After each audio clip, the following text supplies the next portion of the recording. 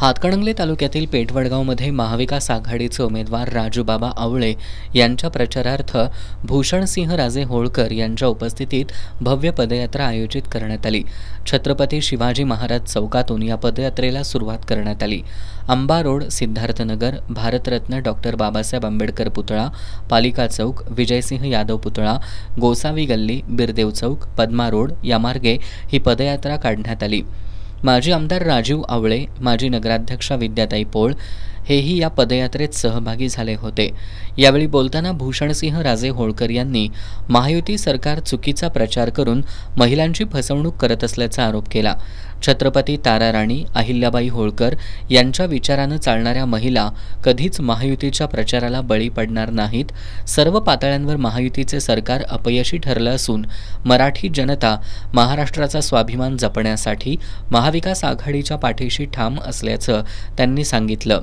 हातकणंगले मतदारसंघातील महाविकास आघाडीचे उमेदवार आमदार राजूबाबा आवळे हे एकनिष्ठ आणि विचारधारेशी कटिबद्ध असलेले नेते आहेत।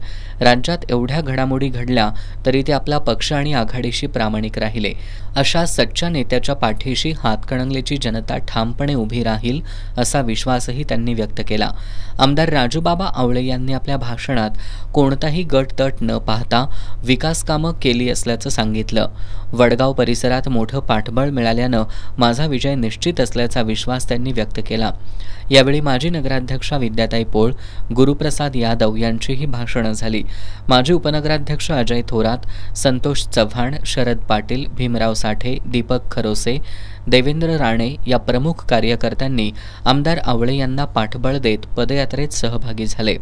या प्रसंगी माजी नगराध्यक्ष अभिजित पोळ, लता सूर्यवंशी, शिवसेना शहर प्रमुख संदीप पाटील, राष्ट्रवादी शरदचंद्र पवार पक्षाचे शहराध्यक्ष फिरोज बागवान, काँग्रेसचे शहराध्यक्ष सचिन चव्हाण, राजेंद्र देवस्थळी, परवीन फकीर, संगीता मिरजकर, लता सूर्यवंशी, उर्मिला उंडाळे, स्नेहल भोसले, रमेश पाटील, अप्पासाहेब पाटील, रणजित पाटील, सूरज जमादार, अमित मणेर, भूषण सालकर, सूरज पाटील, दीपक पाटील, विशाल सादळे, प्रवीण पाटील, अमीन तांबोळी आदी उपस्थित होते।